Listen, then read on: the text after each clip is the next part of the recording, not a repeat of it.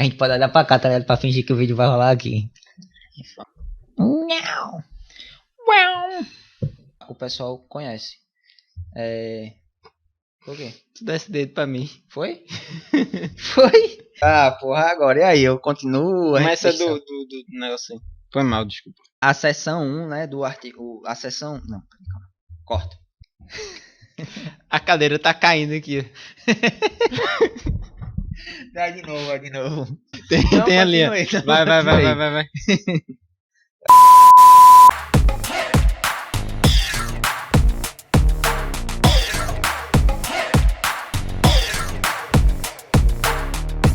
E no episódio de hoje, Felipe, a gente tá com temas muito legais para trabalhar.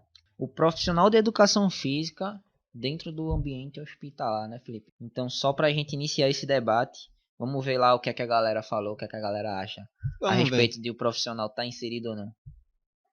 Eu acho extremamente necessário, eu acho importante até para as pessoas quebrarem o olhar em relação ao profissional da educação física, que por muitas vezes ele é visto como aquela pessoa do bodybuilding, do alto rendimento sempre, quando não é. A gente trabalha para a qualidade de vida, para melhorias de condicionamento de toda uma população. E o ambiente hospitalar necessita desse profissional também. Na residência eu estou atuando no posto de saúde, né, junto ao médico, aos outros profissionais da equipe de saúde da família, a equipe NASF também, que é o Núcleo de Apoio à Saúde da Família.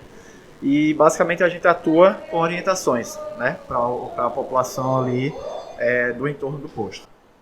Como é essas orientações? Basicamente, a gente tenta encaminhar, né, essas pessoas para esses polos, no meu caso, né, eu encaminho essas pessoas para os polos, falo da importância, né, da prática da atividade física, junto também aos outros colegas. A gente trabalha também, como eu falei, essa equipe multidisciplinar. A gente pega os casos desse usuário, a gente traz para a equipe, a gente discute esse caso, né, para saber se há necessidade de que profissional que vai entrar ali, naquele caso, e a gente acaba encaminhando, discutindo a melhor resposta, como é que eu posso dizer? A melhor abordagem ali para aquele usuário em específico, né? E aí pode entrar atividade física, pode entrar nutrição, pode entrar terapia ocupacional, o psicólogo também, tá? Então, basicamente, a gente tá atuando dessa forma. Eu acho importantíssimo, mas a gente tem poucos profissionais, né? Acredito que isso vem da valorização mesmo do profissional de educação física, que é um profissional que não é reconhecido como um profissional da área de saúde, por mais que a gente tente demonstrar isso para a população.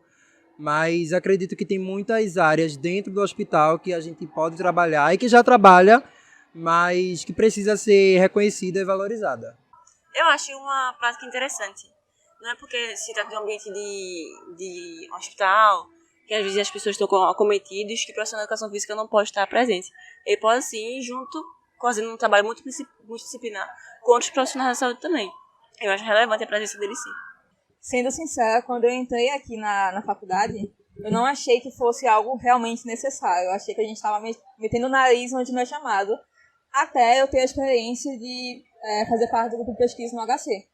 Lá eu vi a necessidade dessa atenção maior, porque além da prevenção de doenças e de outras coisas, né? Além da prevenção, a educação física também trabalha no tratamento. Então a fisioterapia, ela reabilita, mas não dá a força que a pessoa precisa para viver bem, com qualidade mesmo. Então teve uma paciente lá mesmo que ela conseguia andar. Ela conseguia sim se locomover, mas ela não conseguia correr, não conseguia se abaixar, não conseguia brincar com os netos. E através dos exercícios passados lá, ela pôde fazer isso.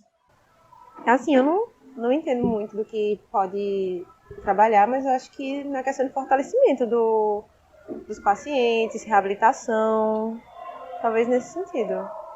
A atuação do profissional de educação física dentro do contexto hospitalar depende de muitas parcerias com ambulatórios, com outros profissionais, e dependendo do encaminhamento desses profissionais para o atendimento, né, que é o serviço de promoção de saúde, especificamente o que eu atuo, a gente vai direcionar com protocolos de treinos relacionados com as patologias que são encaminhadas para a gente. Por exemplo, tem atuação com profissional de reabilitação que encaminha paciente após a contaminação do Covid. Então, após fazer a reabilitação cardiopulmonar, ele encaminha o paciente para a reabilitação com atividade física. Também tem parceria com os ambulatórios de cirurgia geral, em que são encaminhados pacientes com cirurgia bariátrica para a realização da cirurgia bariátrica, em que a gente faz protocolos para emagrecimento e também, após a cirurgia bariátrica, para fazer um encaminhamento desse paciente para manutenção de massa muscular e aumento de massa muscular e manutenção do peso, para evitar o reganho. Tem gente que já sabe, né, que o profissional tá inserido, tem gente que não fazia nem ideia, assim, não sabia como era a atuação, né? Tinha gente até que participou, né, do Hospital das Clínicas. Isso eu né, achei que bem veio interessante. Larissa que falou. Ela falou que sabia que o profissional estava lá, mas também não via tanta necessidade, né, de estar lá. Mas que aí depois que foi, conheceu, participou das coisas, viu realmente a importância do profissional lá. Isso é muito, muito bom. É muito importante porque a gente encontra essa barreira em muitas pessoas, né, de achar que determinada área ela não é essencial numa área que quem está estudando sabe que tem uma necessidade. E a pandemia veio até para mostrar a gente a importância da educação física, né? Então, só trazendo aqui a resolução 391. Tá, poxa, 220. trouxe resolução Constituição. Resolução 391 de 2020. Ela foi assinada, ela foi homologada e está vigente no dia 26 de agosto. O que é que essa resolução diz? Que o profissional de educação física ele está sim inserido dentro do ambiente hospitalar. Então a resolução ela traz várias coisas mostrando sobre como é a atuação, quais são as competências, as áreas que o profissional da educação física eles podem atuar lá dentro do hospital, né? Inclusive a resolução também entrou lá na Classificação Brasileira de Ocupações, CBO, né? Está lá na CLT. Então, número 2241-40. Então, sim, o profissional da educação física ele pode sim atuar dentro da área hospitalar. Mas aí é interessante ver... Pode, né? Tu acha que Isso. o estudante, a gente é formado para... Ele tem capacidade. Isso, eu acho que assim, é uma coisa que está em constante mudança e que a gente precisa se atentar, né? Da mesma forma que a gente passa pela faculdade e não vê muita coisa relacionada, por exemplo, a um treinamento dentro do futebol, dentro das lutas, a gente vê sempre muitas coisas no básico, né? A disciplina ela passa bem rápido. Muitas disciplinas também que a gente tem relacionado à área da saúde, às vezes ela passa também muito rápido e não tem, de certa forma, muitas coisas específicas, né? É importante também quem está dentro da graduação tentar vivenciar, tentar estagiar, tentar buscar algum projeto para ver como é essa vivência, como Larissa falou aí que participou, né? Para entender, para ver na prática como é a atuação do profissional dentro do hospital. Mas é importante a gente participar disso, a gente tentar mostrar ao máximo do público acadêmico como é a atuação dele, do profissional dentro do hospital, para que fique mais entendido, né? E aí, com o tempo também, dentro das universidades, das faculdades, tentar incluir ou mudar um pouco como é que dá a ementa das disciplinas, né? Para tentar também contemplar o aluno o máximo possível para que ele saia com o mínimo de competência possível para entrar dentro do hospital e fazer alguma coisa. Claro que é importante fazer especialização, outros cursos à parte. É sempre importante buscar isso. Nunca parar de estudar. Eu já acho que a nossa área de educação física ela é bem pouco voltada para a área hospitalar dentro da universidade. Né? Concordo. Isso é muito pouco mesmo. Poderia ser mais. E dentro disso, é interessante notar para quem está dentro do âmbito hospitalar da educação física, às vezes a gente não tem um conhecimento sistematizado sobre determinadas situações. Sim. Então, se aparecer um caso, porque cada caso é um caso diferente, não é que nem isso, mas eu entendo o que tu quer falar, porque assim, cada caso é um caso, mas a gente deveria ter alguma coisa como base para saber como iniciar o tratamento, iniciar isso.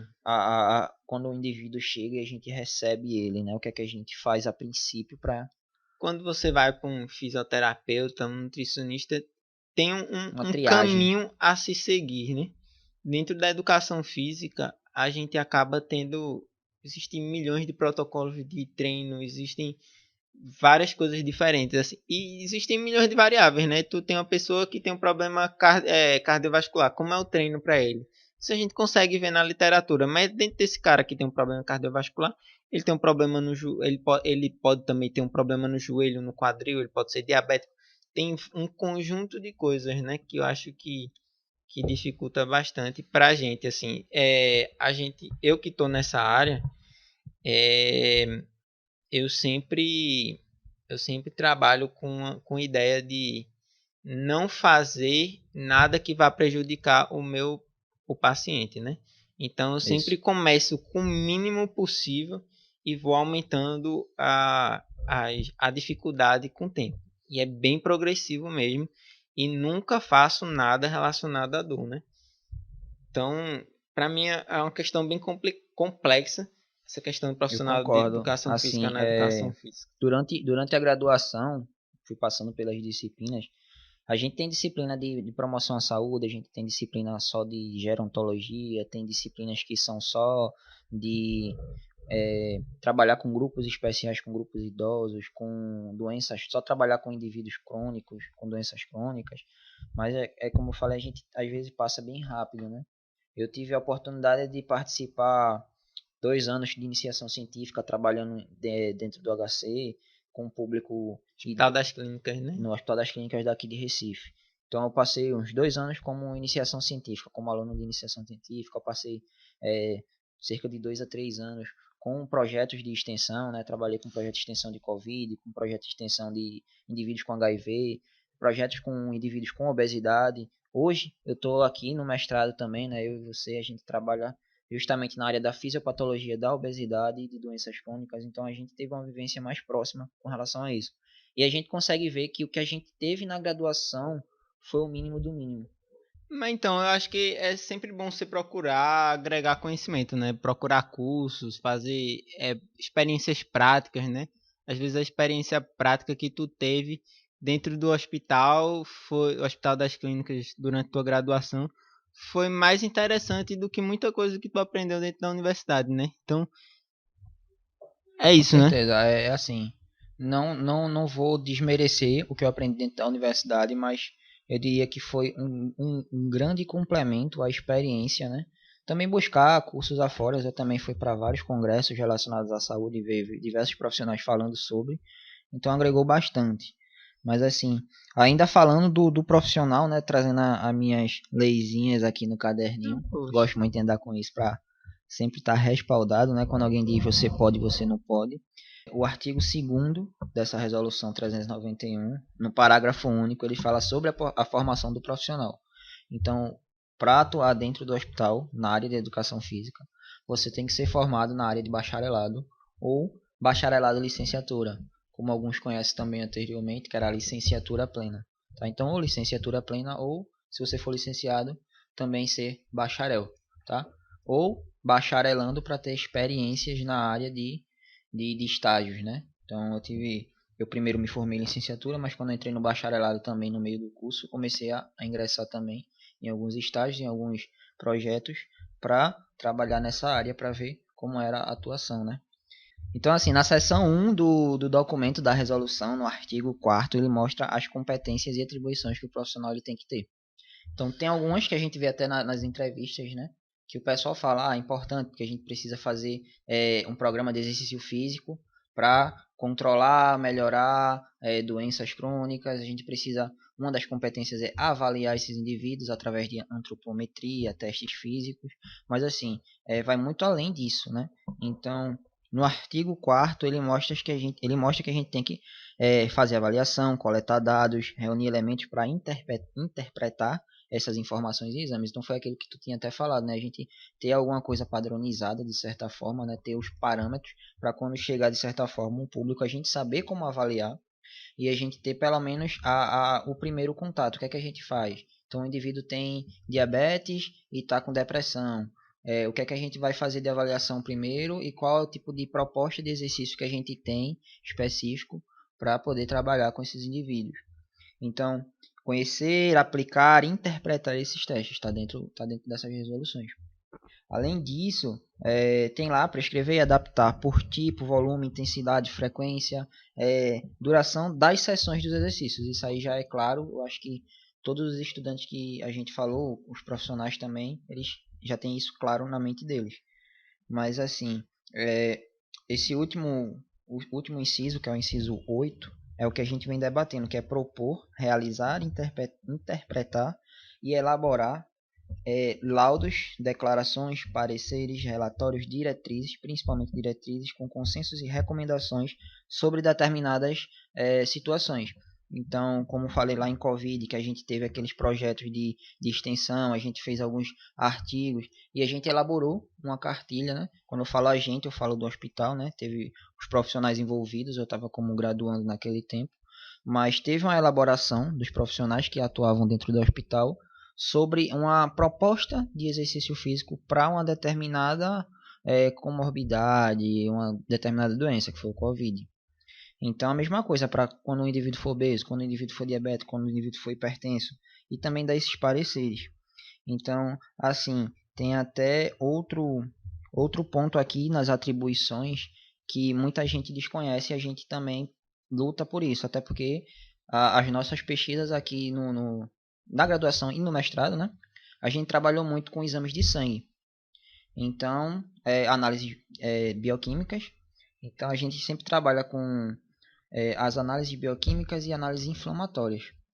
Então, dentro da seção 1 do artigo 4º, ele mostra que a gente pode solicitar e encaminhar para outros exames complementares, esses exames de sangue, por exemplo, e orientar e encaminhar os pacientes que também vêm diretamente para a gente, ou, por exemplo, vêm de uma fisioterapia, mandam para a gente para completar com o programa de exercício. A gente pode também direcionar esse indivíduo para um psicólogo, para um assistente social. Então, a gente também pode fazer essa destinação dos pacientes, não só receber, como acontece também em alguns lugares.